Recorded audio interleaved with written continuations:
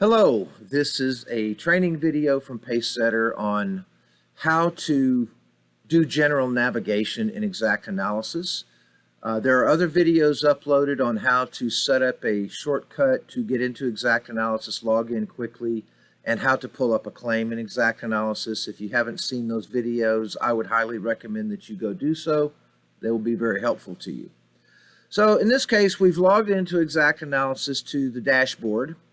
And before we go into a claim, one thing I wanted to point out to you real quick, and this is important that you have set up, is if you go up to the top right corner to your name and click on user information,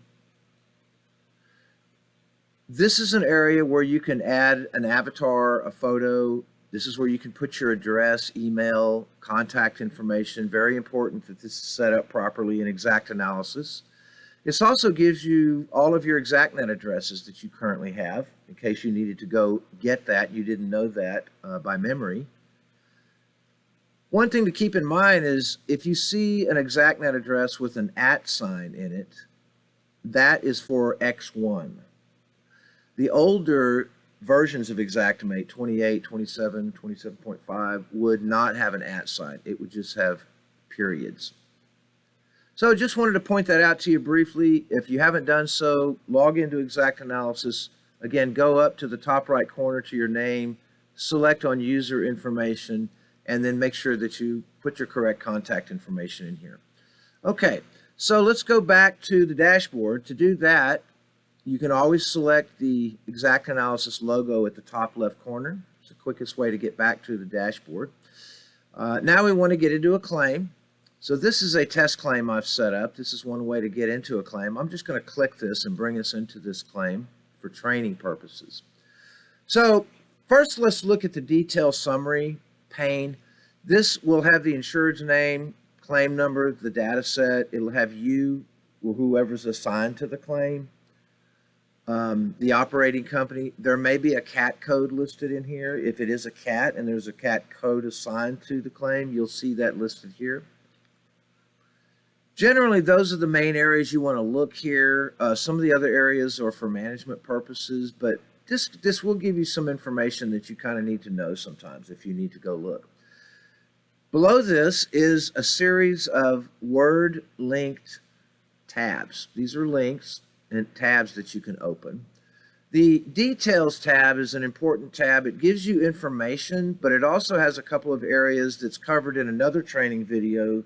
If you haven't seen that, you'll need to go look at that too. It's very important, and that's how to set up and stop the clock for contacting the insured on the 24-hour cycle time, and how to put in a planned inspection. So if we go to the Details tab, it gives the assignee, that's who's assigned the claim, contact method for this person. You can drop the menu down. There's phone numbers, the ExactNet address. If there's a desk adjuster assigned to the claim currently, it will list the desk adjuster. The same for the file reviewer. It will list the file reviewer for you here. Usually some of this you don't need to look at, but this is information about when we received the claim, when the claim was delivered to you. These are the two areas we just talked about. Customer contacted. This is where you would open up after you contacted the insured or left a voicemail for them, if that's considered first contact by the carrier. This stops that 24-hour clock that's a cycle time you're required to meet. Once you get assigned a claim, you have 24 hours to make contact attempts. And then planned inspection date. This is the same type of thing. This allows you to put in an inspection date and time after you've spoken to the insured, contractor, or PA and confirmed that with them. So the Details tab, again, is just that, details. It gives you information that you may need to go look at, and it allows you to go into the customer contacted and planned inspection date queues and set up information for those parameters. The next tab that's very important is client policy. This gives information on the risk location, what type of loss it is, the date of the loss, the state. If we scroll down further, it'll give information on the policy limits, deductibles.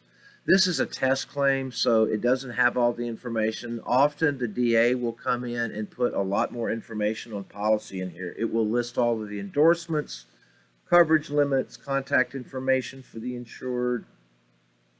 A lot of information in here on, for instance, when the roof was renovated or installed, when the house was built.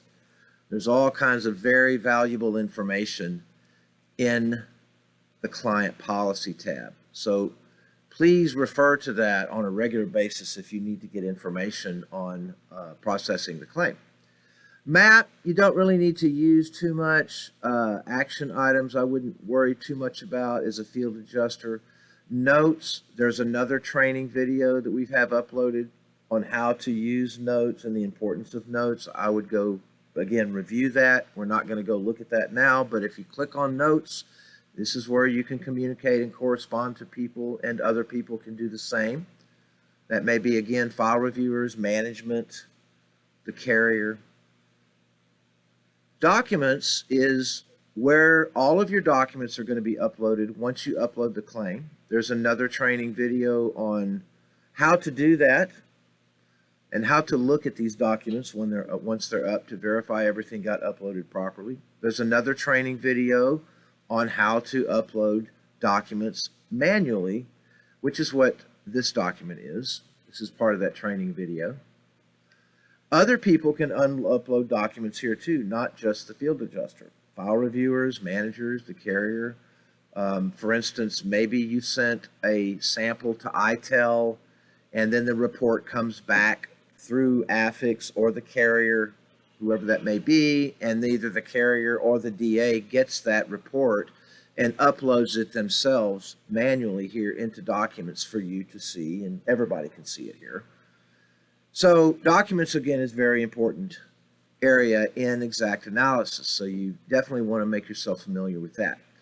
Photos, you don't need to really worry about. When you upload your file through Xactanalysis, or Xactimate rather, it's going to upload a PDF photo sheet if it's done properly.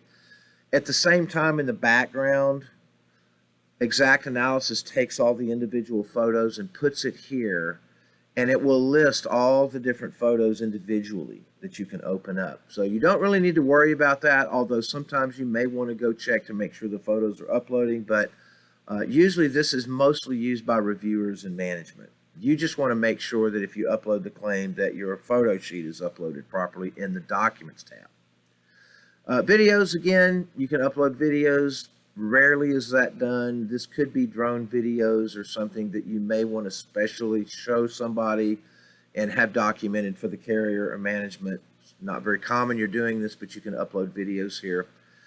Sketches, again, in our test claim here, we don't have any sketch. We'll look at this later when I do some sketch training. But your sketches will show up here. You'll do your sketch in Xactimate upload, and it will upload in the background, but sketches do not upload to documents. For instance, like your photo sheet, your invoices that may be attached, your estimate. Sketches go up automatically through Xactanalysis to this tab right here. And it will list your sketch down here. It'll be linked. You can click on it, and it will actually open your sketch so somebody can look at it. The activity log, you don't need to really go in here.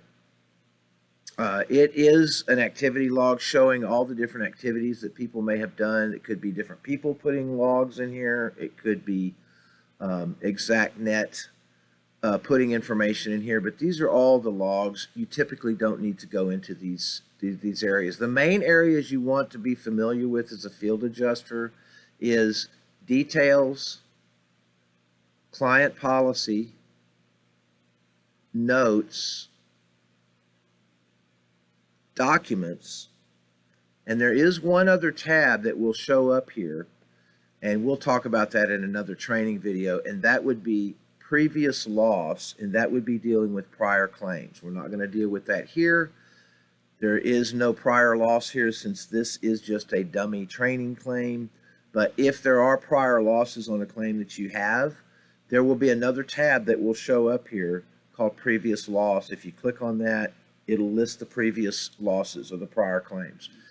If you have a claim assigned to you and there are no prior claims, there won't be a tab here. It'll be empty. Only if you have prior claims that they've inputted into Xactanalysis will that link show up. And again, it's called previous loss. That's basically all you need to know in Xactanalysis. It's pretty simple. If you have any questions on this or any other claims processing questions, please call your manager. They'll be happy to assist you. And we hope you have a great day. Thanks again.